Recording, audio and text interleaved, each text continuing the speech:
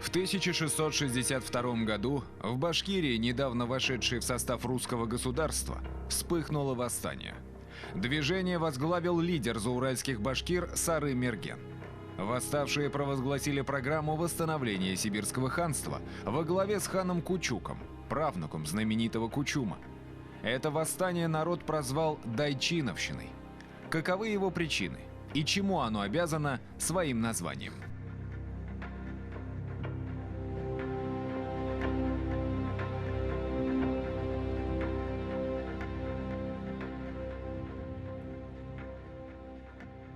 Восстание 1662-1664 годов еще русские авторы XVIII века, например, тот же Петр Рычков, окрестили первым башкирским бунтом.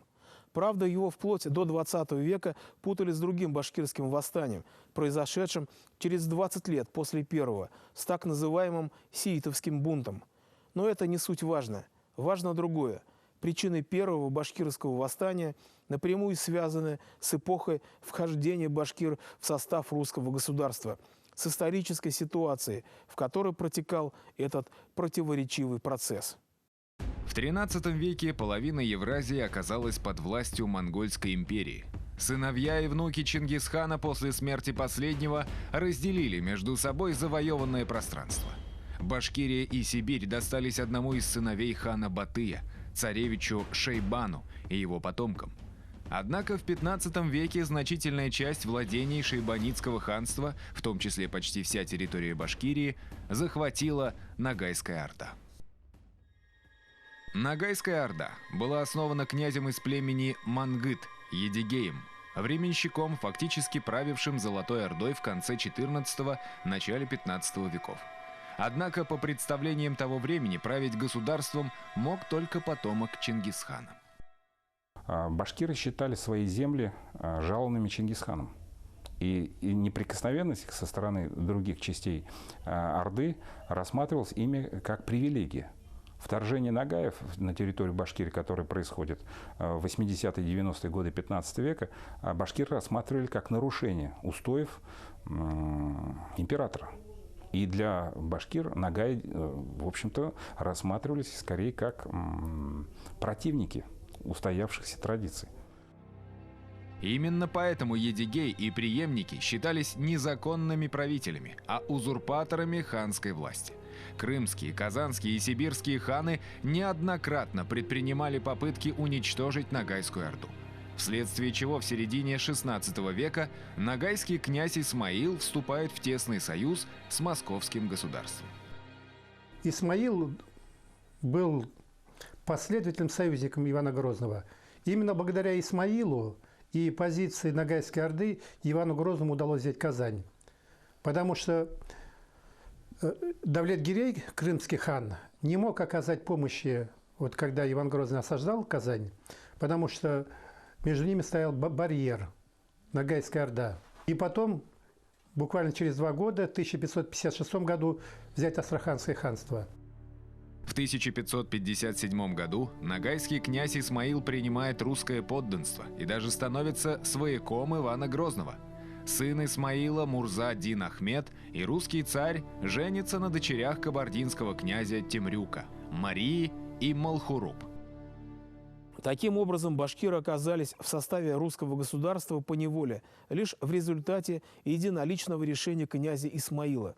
Сложилась парадоксальная ситуация.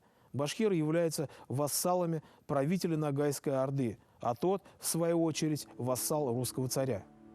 Учитывая, что легитимность ногайских князей была под большим вопросом, башкиры принимают решение установить непосредственные отношения с русским государством. Вассал моего вассала не мой вассал. То есть рядовой рыцарь, допустим, является вассалом барона. Барон является вассалом герцога, а герцог является вассалом короля. И причем, допустим, рядовой рыцарь не подчинялся герцогу и даже королю не подчинялся, потому что существовала такая формула: вассал моего вассала не мой вассал. Вот примерно такая модель возникла после того, как Ногайская Орда присоединилась к русскому государству. Начался процесс добровольного вхождения родовых общин Западной, Южной и Центральной частей Башкирии в состав русского государства. Однако на северо-востоке, входившем в состав Сибирского ханства, сложилась совершенно иная ситуация. В Сибири, за Уралом, все было гораздо сложнее. Формально башкиры, которые признавали над собой главенство сибирских ханов, в частности Шайбанида Кучума, были завоеваны. То есть там акта добровольного самостоятельного вхождения, в общем, утверждено не было. И это отразилось и на статусе восточных башкир, в частности крупнейших родов табынцев, цинрианцев, терсятских башкир. То есть это были, в общем-то, в какой-то степени покоренные башкирские племена. Северо-восточные башкиры остались верны своим ханам. После гибели Кучума они продолжали служить его сыновьям – ханам Али, Ишиму и Ибак-Гирею. Однако для борьбы с русским государством у них явно не хватало сил. Тогда Кучумовичи решили поискать союзников на стороне. Так сын Кучума, царевич Ишим, отправляется в Джунгарию.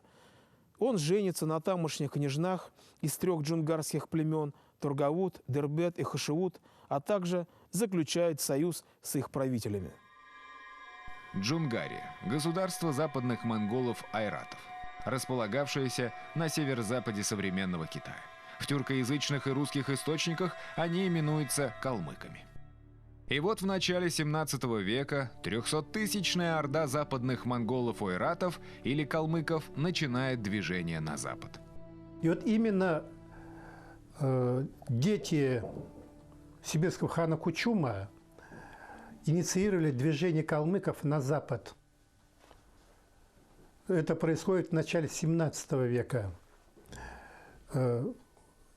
Калмыцкий тайши, Хурлюк, Байбагиш с огромным войском начинают подступать к сибирским городкам-крепостям, которые буквально за несколько лет до этого были построены русскими военными. И вот в течение всего 17-го, середины 18 века идет перманентная борьба потомков Кучума за восстановление сибирского ханства. Калмыки уничтожают остатки Ногайской Орды и занимают часть башкирских земель. Их правитель Дайчин открыто заявлял о желании подчинить себе башкир. «А коли башкирцы учнут кочевать со мною, и нам, окромя Бога, кому что сделать», — говорил он русским послам. В 1635 году калмыки, во главе которых стояли Кучумовичи, Аблай-Гирей и Тевеккель, напали на Уфимский уезд. Однако были разбиты союзными русско-башкирскими отрядами. Сибирские царевичи были взяты в плен и отосланы в Москву. Дайчин требовал, чтобы Москва, московское правительство рассматривало калмыков как правопреемников нагаев, нагайских правителей над всеми южными, юго-восточными территориями России. Калмыки в тот же момент, 20-30-е годы, выступили с тем же требованием в отношении башкир. То есть прежде башкиры находились под властью нагаев, мы разбили нагаев и теперь имеем право претендовать на территорию Южного Урала. Башкиры, понятное дело, не собирались покоряться калмыкам. Начинается долгая башкирско-калмыцкая война. В этой войне русское правительство было на стороне своих подданных – башкир. Калмыцкий тайша, то есть князь Дайчин, в 1649 году писал: «А опасен я только от одного уфимского города, от русских людей и от башкирцев, потому что чинят мне шкоду большую. Но улусы приходят войною, людей побивают и в полон емлют. Но чаю, что и добром башкирцы будут у меня». На чем была основана уверенность Дайчина? Дело в том, что Тайша задумал хитрую и долгосрочную комбинацию, которая привела к полному переформатированию сложившихся отношений между русским государством, башкирами, кучумовичами и калмыками. А толчком к изменению баланса сил послужили, как ни странно, события на Украине. В 1648 году на Украине вспыхнуло казацкое восстание. Гетман Богдан Хмельницкий разбил польские войска, и в 1654 году казаки приняли русское подданство. Однако уже через несколько лет они сетовали на бесчинство московских чиновников. «Воеводы отнимают у нас деревни, Казаков выгоняют насильно из домов, требуют с нас, как с мужиков, подати, режут нам чуприны, бьют кнутами и грабят. Не хотим воевод царских, и отступим от царя. Крымский царь за нас пойдет, и мы будем слыть его подданными». В 1660 году сын покойного Богдана Хмельницкого, Юрий Хмельницкий, поднимает восстание и призывает на помощь крымского хана. Начинается война России с Речью Посполитой. И внезапно для России вот самым, скажем, сложным участком фронта становится южная часть. Южные границы, которые граничили с Крымским ханством. И у Москвы не хватало ресурсов военных, чтобы сдерживать набеги крымского хана.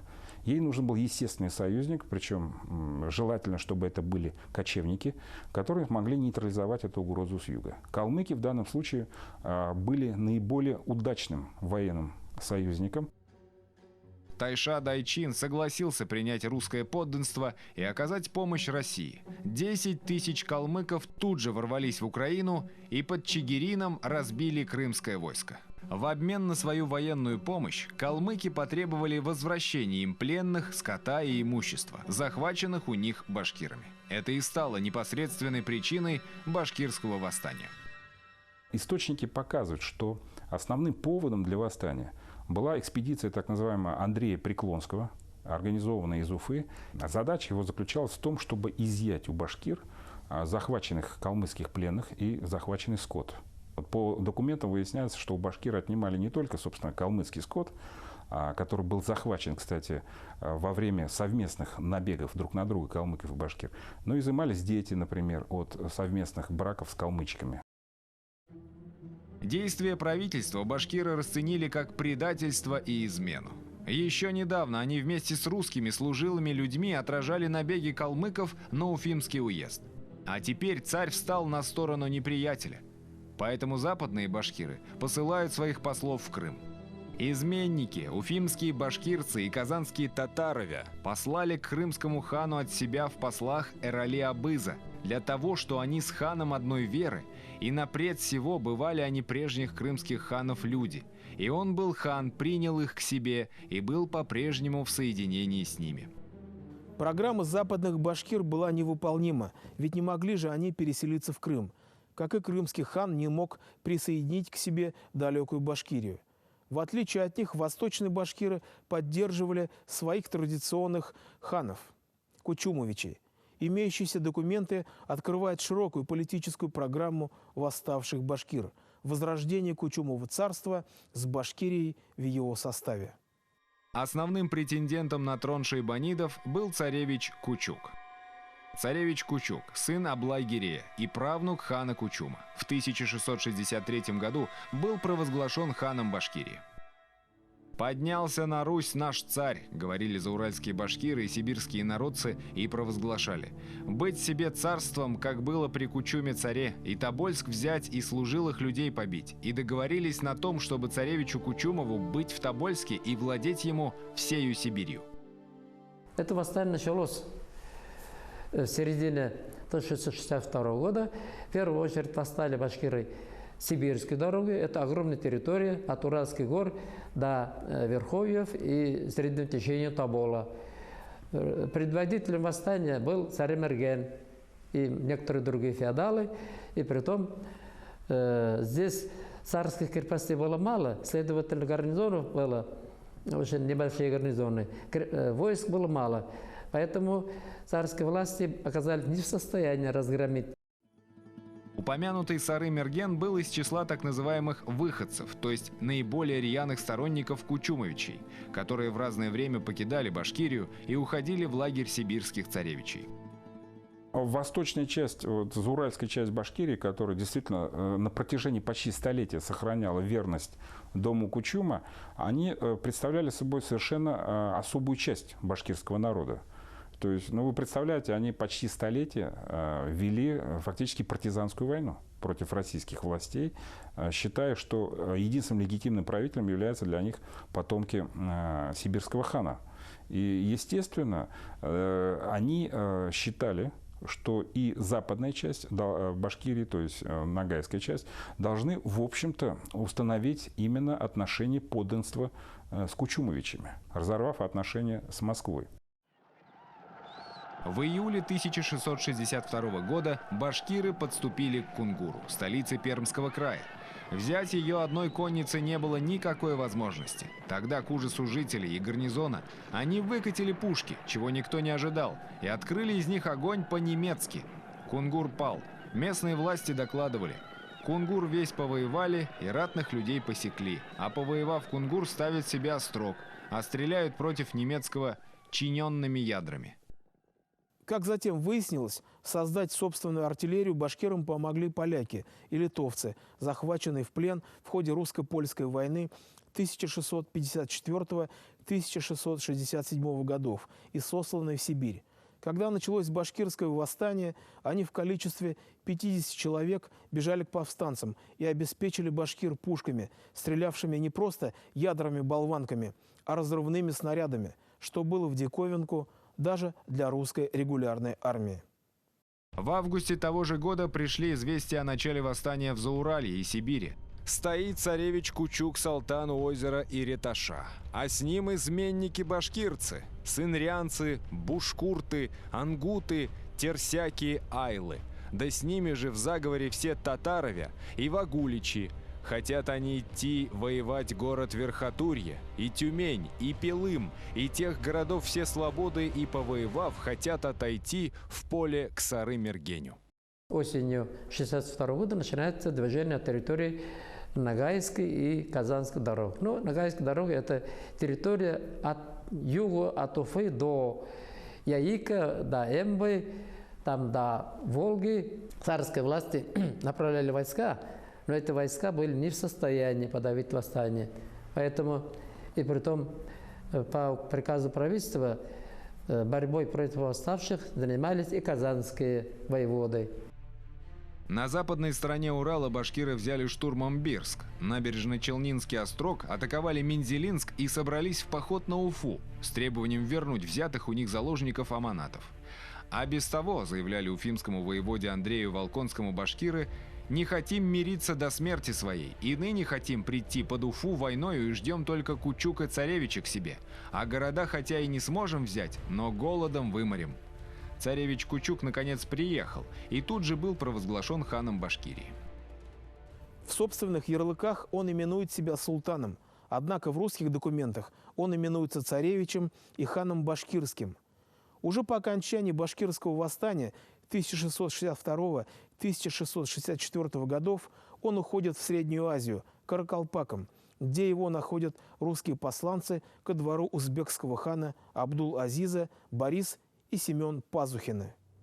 Русские послы писали царю Алексею Михайловичу: «А ныне Абда-Азиз царь идет.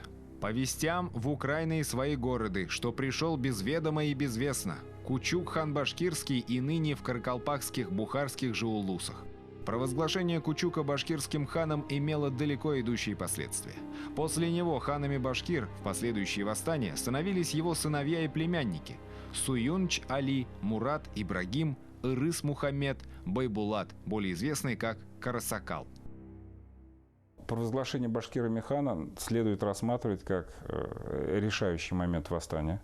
Фактически это означало разрыв всех отношений подданничества с Москвой. Провозглашение собственного хана в соответствии с традициями, которые характерны для всех улусов Золотой Орды, это установление собственной государственности. Потому что чингизид во главе башкир это фактически означало создание своей государственной структуры, которую возглавлял потомок Чингисхана. Мало того, Сары-Мерген тоже устанавливает союз с крымским ханом. Источники правительства сообщали: а завоевались башкирцы и сылвенские, и казанские, и вятские татаровя, а подговаривает их воевать Сары-Мергенка. И все у них по сговору с крымским царем, а в Сибирь у них отряжено воевать 20 тысяч бойцов. Он был лучшим башкиром, то есть феодалом.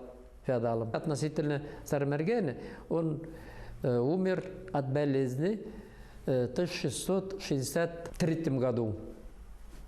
Уже восстание 64-65 1963 году вот, и в 1964 году произошло без Сары Мергена. После смерти Сары Мергена вождем башкир-сибирской дороги стал Арсланбек. 9 октября 1663 года он атаковал Киргинскую Слободу, где находился костяк правительственных войск в Сибири. 2 полка иноземного строя, солдатский и рейтарский, под командованием полковника Полуэктова. Завязалось жаркое сражение. От тех изменников государевы люди не устояли, потому что тех изменников приходило на государевы слободы многие люди, сообщает источник. Известие об этих событиях достигло даже Западной Европы. Русский дипломат и государственный деятель боярин Ардин Нащекин сообщал царю: «Шведы всячески тайными ссылками советуются с ханом на разорение России. По шведским же рассыльным вестям польский король и в Украину пошел, услыхав, что все московские войска высланы против башкирцев». Известно, например, что шведские дипломаты в 1664 году смогли навязать России крайне неблагоприятные договорные отношения только на основании того, что мы слышали, что все ваши войска оттянуты в Башкирию для подавления восстания. То есть осведомленность была, естественно, и известно, что в 1663 году в ходе восстания российское правительство было вынуждено прибегнуть к такой мере, как набор вольницы для подавления башкирского восстания. То есть бросить все ресурсы уже. Потому что регулярные войска находились действительно на других фронтах. В январе 1664 года шведские вести подтвердились. Король Ян Казимир при поддержке запорожцев и крымского хана начал наступление и покорил всю правобережную Украину. В довершение ко всему России изменили калмыки, перейдя на сторону восставших башкир. Но была одна большая проблема. Провозглашая своим ханом царевича Кучука, башкиры, по сути дела, ставили себя в зависимое положение от калмыцкого правителя Дайчина, так как Кучук был ставленником и родственником последнего.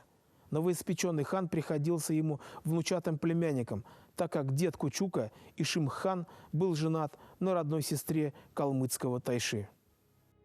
Кучук-хан рассылает по Башкирии свои ярлыки, призывая башкир покориться Дайчину. «Из далекого места, но с близким сердцем, я, султан, мое слово то. Коли от Дайчина придет, это мой отец. Он не обидит. Коли будут брать продовольствие, пусть берут». Восставшие не смогли создать единого центра управления. Если западная и южная часть находилась под влиянием Дайчина и Аюки, то все-таки восточная зауральская часть, они рассматривали восстание как восстановление власти чингизидов, потомков Кучума. Калмыки рассматривали башкир не только как противника, но как мощного потенциального союзника. В переговорах с уфимским дворянином Черниковым-Манучиным Дайчин заявил, что если у меня будут башкиры под моей рукой, то мне можно бояться только Бога. То есть калмыки рассматривали башкир как самого желаемого военного союзника, с которым они могли бы решать масштабные задачи вообще в Евразии. План Дайчина по мирному покорению башкир начал сбываться. К 1664 году 10 тысяч повстанцев уже находились в калмыцких улусах. Башкиры, оказавшись между двух огней, делали неутешительный вывод. А только нам жить на прежних своих кочевьях, и нас побьют русские ратные люди. А только нам отъехать в степь калмыцким людям, и нас калмыки всех похолопят и учнут держать в неволе. Заметив перемену в настроениях восставших башкир, власти предлагают им сесть за стол переговоров. И дальше переговоры, и стороны договорились. От имени царских властей обещали, что правительство рассмотрит все челобитные, тогда башкиры прекратили борьбу. И притом, надо сказать, что царское правительство приглашало недовольных башкир представителей в Москву. Зимой 1663 года была направлена делегация башкир на Гайской дороге. Они, приехали в Москву, были приняты царем Алексеем Михайловичем. От башкир потребовали принесения присяги, шерти, фактически как людей, находившихся вне подданнических отношений. И башкирам в 1964 году была пожалована грамота, в которой повторно устанавливались те привилегии, которые они получили в момент добровольного вхождения в середине XVI века. Речь идет о повторном подданстве фактически. Установился долгожданный мир, но отголоски грандиозного восстания еще долго были слышны на просторах Урала-Поволжья. Условием прекращения восстания были серьезные уступки со стороны правительства. По требованию башкир уфимский воевода Андрей Волконский был смещен с должности, а вместо него, по их же требованию, был поставлен Федор Сомов. Была подтверждена неприкосновенность башкирских земель, то есть их вотчинное право.